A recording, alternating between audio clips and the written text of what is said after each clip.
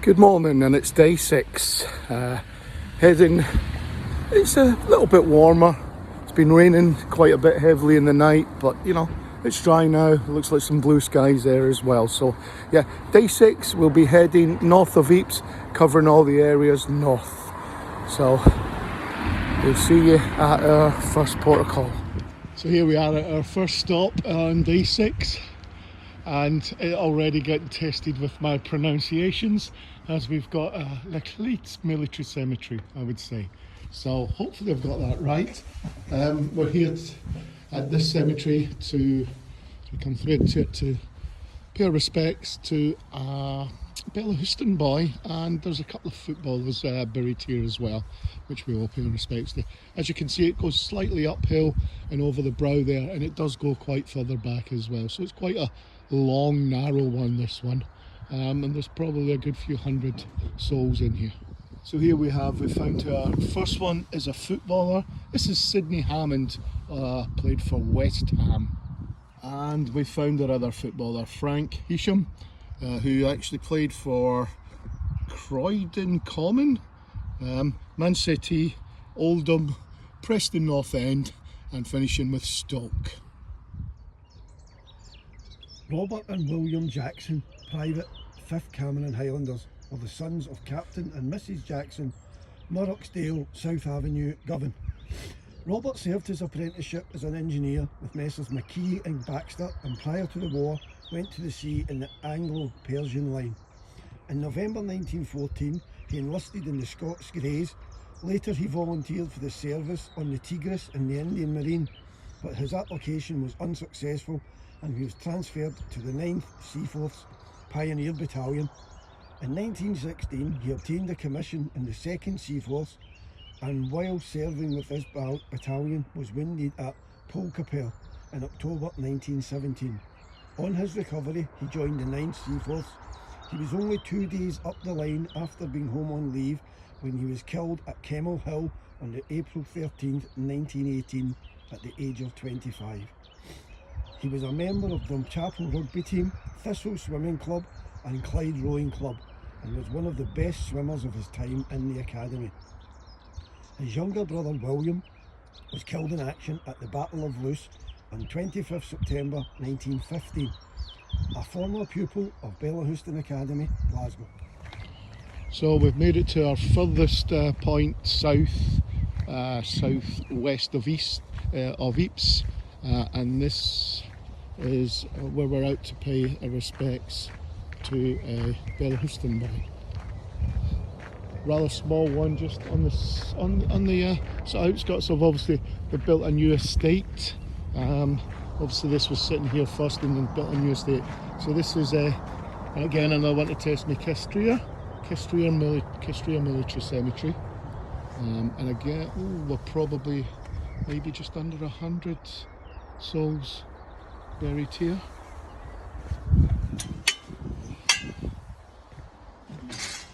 Private Robert Dick Ferguson, King's Own Scottish Borderers, was the son of Mr and Mrs D Ferguson, 4 Porter Street, Ypres. After leaving the academy, he entered the firm of Messrs Strang and Weir, solicitors in George Square. He was only 17.5 years of age when he enlisted in the RAMC in September 1914. He was promoted to corporal, but when of age to go overseas, he was always kept back because of being junior corporal. After the death of his older brother in France on 28th of August 1917, Robert transferred to the King's Own Scottish Borderers and went to France the next month. He was killed at Meteren on August the 1st, 1918. A former pupil of Belllahouston Academy, Glasgow.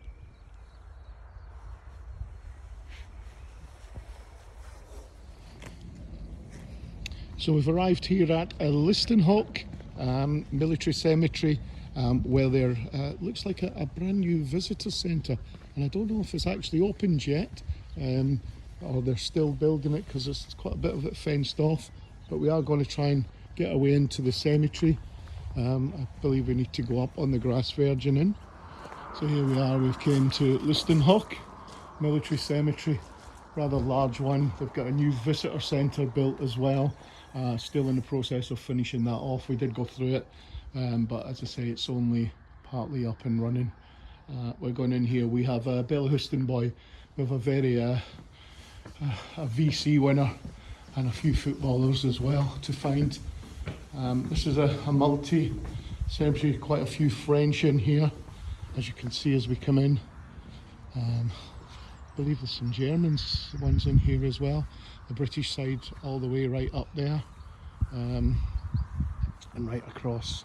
So, you know, this side we have the Germans, some British, French as well, and at the far end French. Large cemetery, so we'll go and head on and find the people we're looking for. So the first one here in the cemetery is we've come across as a footballer, which is James Greecham, Albion Rovers, Brentford, Clapton Orient, Glossop, Hibs and Stockport County.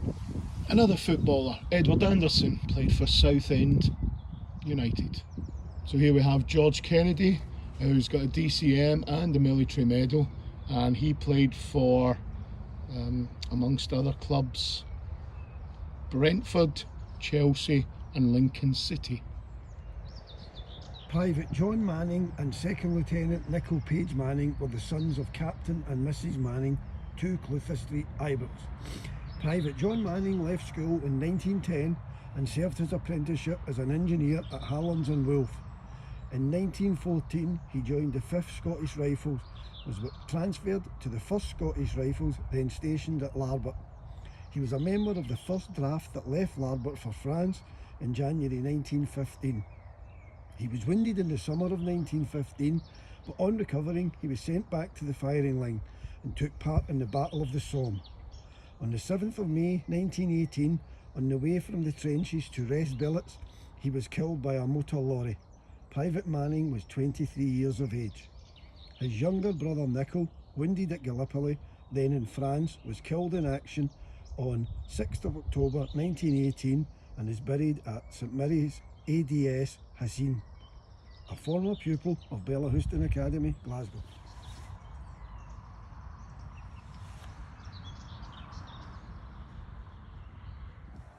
Here we have our VC winner, Major Frederick Tubb, although he won his VC in Gallipoli when he was a lieutenant, and it was a very notable story. There was 3 of them, all won VCs for protecting a barricade and repelling about 3 or 4 different attacks, and he was wounded in the head and arm but continued on, and that all took place in 1915 in August in Turkey.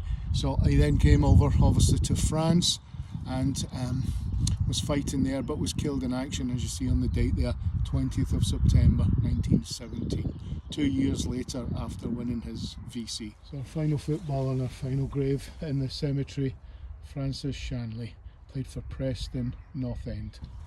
So found all the people we were looking for to pay respects. It's here, rather large cemetery. As I said earlier, there's some German, there's some possibly French, Belgium as well, and obviously down the bottom there as well there's crosses, which Belgian, French and obviously British as well. Yeah, so we're here at Poppering Old Military Cemetery. They are doing some work, they're rebuilding the wall, so I believe there's no access to it. Now they're rebuilding the wall, so I don't think we'll be able to get in. So no, we could try. So once again, more amazing work going on by the CW GC. They're rebuilding the whole wall, and this is the old cemetery. We just drove by the new one, and this is the old one where we're looking for quite a few footballers and one for the Coatbridge War Memorial. So our first footballer we have found, Gerard Kirk of Leeds, played for Leeds. Next one up, Thomas Ware, Bristol City. Next one up, Albert Benny, Arsenal and Bury.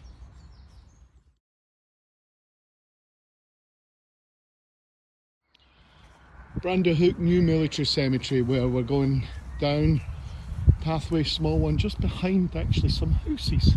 So obviously little grass, tree lined a bush-lined grass bit that takes you down to a little cemetery behind somebody's house.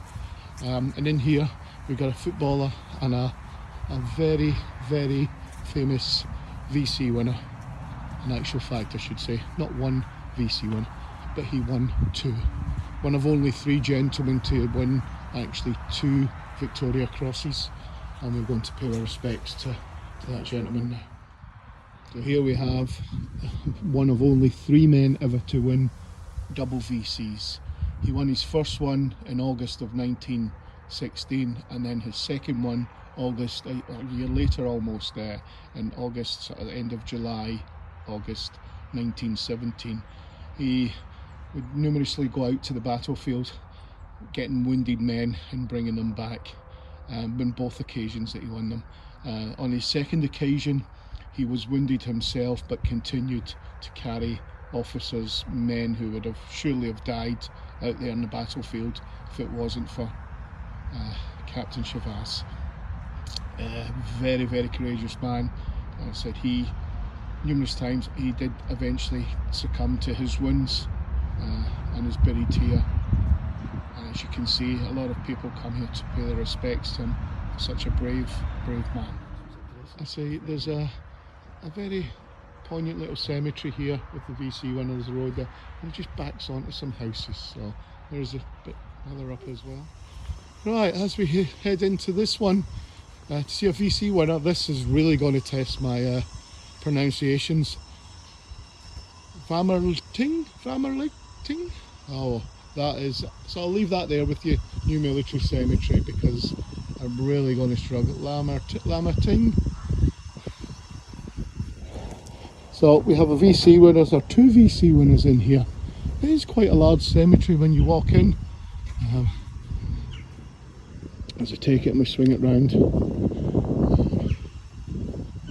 think we've also got a footballer here as well. So here we have VC winner John Kendrick Skinner, who rescued 6 men and also attacked enemy and taken 60 hostage prisoners. This gentleman, he then died, he won his VC in August 1917, and then was killed in action here round about this area on the 17th of March. To show what I was saying, he also had 6 other VC winners who acted as pallbearers for him as they laid him to rest. So arrived at our next destination. This one's a little bit out width of where we are, say All Fails, and it's Huts Cemetery, of the Huts Cemetery, and it's quite a large one. As we go in here, we've got quite a large one. We are here to pay our respects to a Belllahouston boy, and also we've got one to pick up for Coatbridge War Memorials.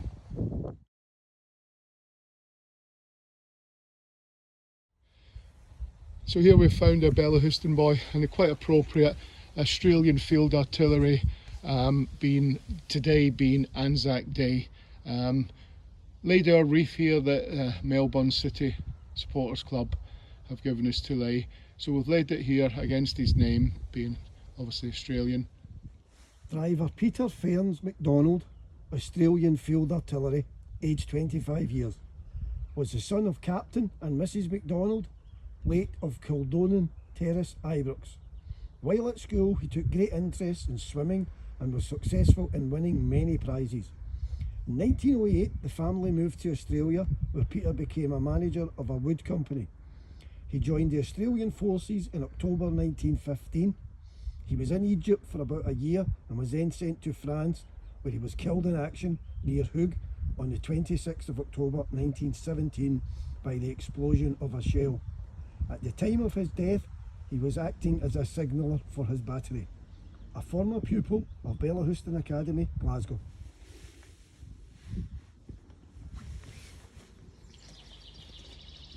So here we are, eventually at Plug Street, the Beck Cemetery extension. Beautiful and stunning with these big lines there. So we tried to come here the last day or two, but they were getting it prepared for Anzac Day, but they actually celebrated that they'd done that yesterday due to the dignitaries and everybody else being elsewhere as we're in Anzac Day today. So we've eventually got here a day or two late due to the preparation, but we will be going round and we'll be going in here to find some Belllahouston boys.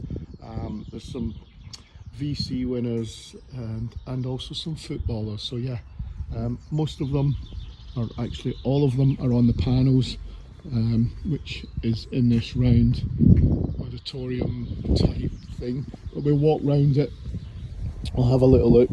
Sort of graves all up to the side there. If I take a walk round the back.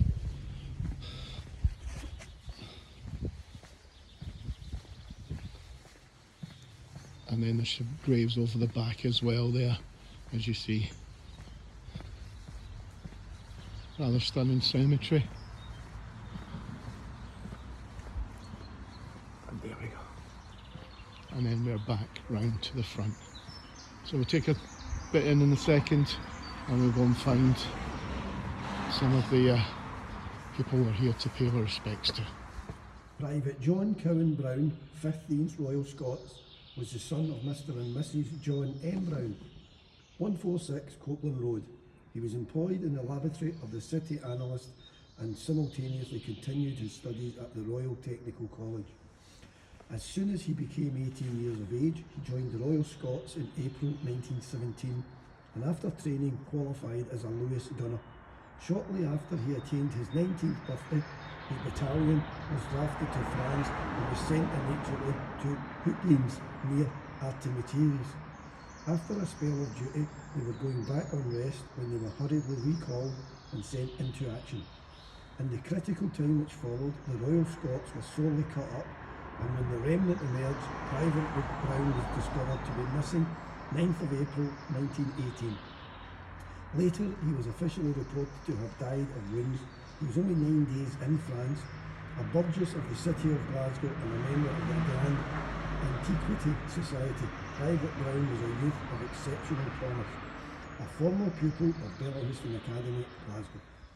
Lance Corporal John Scott was the son of Mr and Mrs James Scott, 985 Govan Road, Govan. When he left the academy in 1912, he joined the staff of the Scottish Legal Assurance Company and was in their employment till he enlisted in September 1914. He served for some time with the RAMC in England and Ireland until he was transferred to the 16th KOSB. After training at Edinburgh, he left with his regiment for France at the end of 1917. Here he took part in some heavy fighting, and for good work done at Kemmel, he was awarded the Military Medal.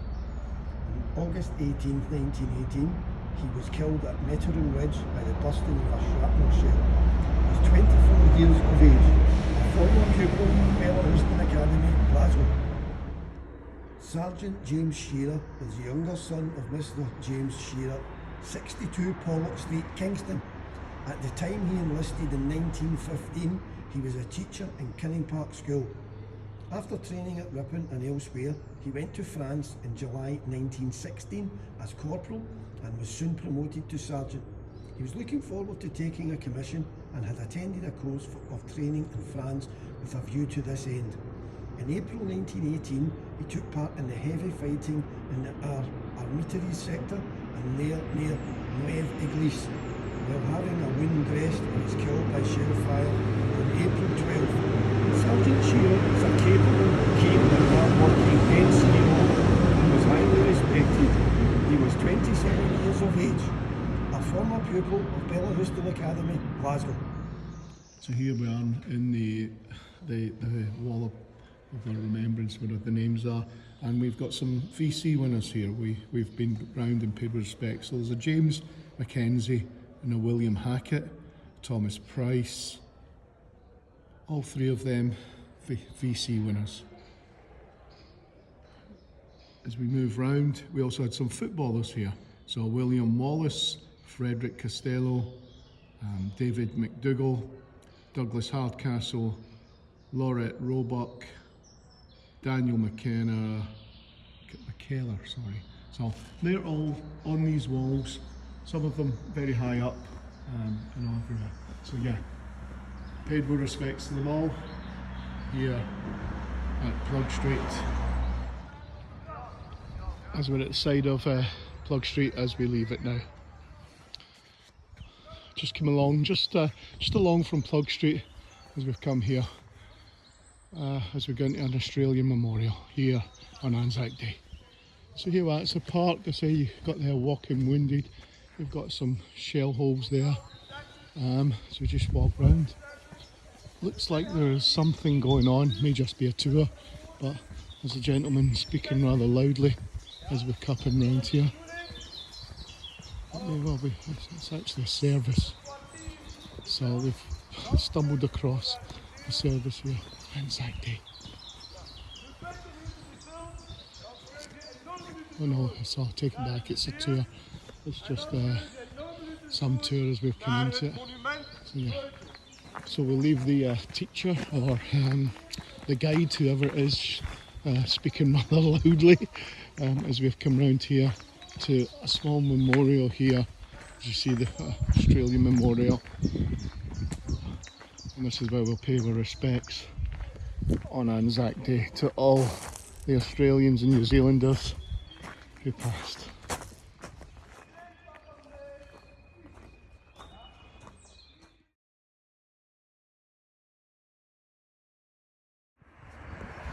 So here we are on the side of the road, just outside of Ypres, where we've got the Menin Road South Cemetery, Military Cemetery, where we're here.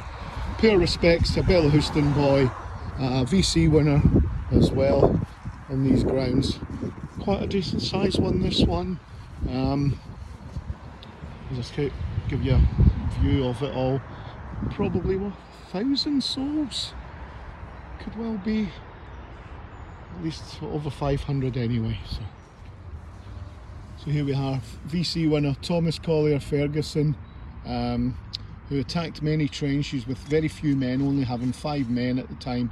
And then once he attacked with a sergeant, only him and a sergeant, they managed to get the gun, turn it on the enemy. But then later on that day, he was actually shot by a sniper. Captain Lion R.M. Mallock, MC, 5th Scottish Rifles, aged 26 years, was the younger son of the late Mr. James McGregor Mallock of Govan and of Mrs. Mallock, 13 Parkgrove Terrace, Glasgow. On leaving the academy, he went to the high school for a time and was then in business with James Miller's Sons and Company, 79 West Nile Street. He was a good athlete and a keen player of rugby football. His interests in Cadet Corps and Boys Brigade led him to join the 5th Scottish Rifles in 1908. When war broke out, he was at once mobilised and went to France on the 5th of November 1914 as a sergeant. He was promoted to 2nd Lieutenant early in 1915 and obtained command of his company in July 1916. He was mentioned in dispatches on the 9th of April 1917 and was awarded the Military Cross. The Gazette notice says, "For conspicuous gallantry and devotion to duty, he led his company with skill and great determination. It was largely owing to his leading that the battalion reached an advanced point and held on to the ground until relieved." He was killed near Ypres on 18th of November 1917, a former pupil of Belllahouston Academy, Glasgow.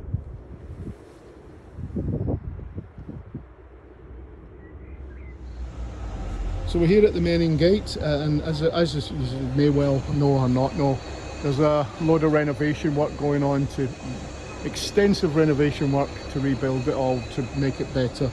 And most of the reefs are here, so obviously we have got some people wanted to pay our respects to, and what we'll do is we'll say them out, just say their names, and then we'll leave the thing for the Belllahouston boys. Obviously there's some VC winners here as well, a Frederick Hall, a William Eadie, Hugh Mackenzie, Edward Warner, Dennis Hewitt and Sydney Woodruff. But also, I say we've got some Belllahouston boys. As I'll just walk up here, these are all reefs that have been laid for obviously Anzac Day, it being today Anzac Day. But for our Belllahouston boys, we've got the following. Peter S. Ross, Private J. Murray Samuels, Private James Johnston, Lieutenant H. Osborne Benny, and Private Norman Charles Pearson. So that is our Belllahouston boys. I said we do this, as you said, we knew we were doing VCs, footballers, and also Belllahouston. So we've also got a few footballers all commemorated on the men in gate. And as we head up, we have footballers James Comby, Adam Miller, George Jarrett, Andrew Mosley, James Brannock, James Wilson, Harold Batch, Andrew Hamilton, James Hasty, Alan Laurie, James Sharp and William Brewer.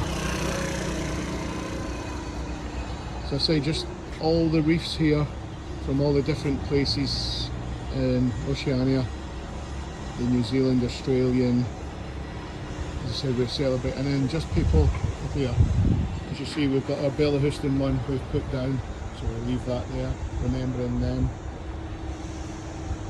So out and about in the town of Ypres, and we came across Ypres Town Cemetery extension. So it's part of the actual communal cemetery for the locals, and this is the extension military side of it.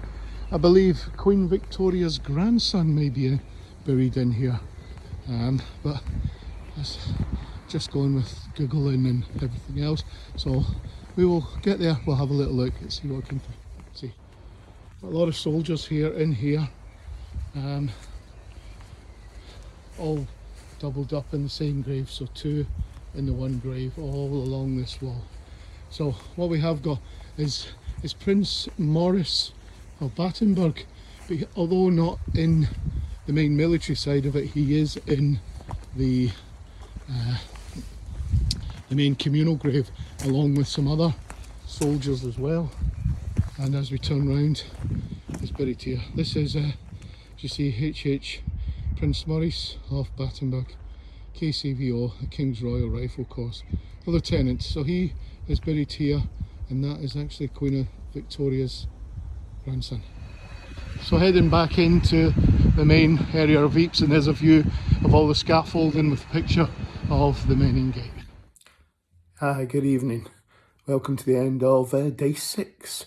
Not as hectic as the last couple of days, but still got quite a lot done. Visited quite a few as well. So please, hopefully you've enjoyed it. Stay tuned as we go into our last couple of days here on the Western Front.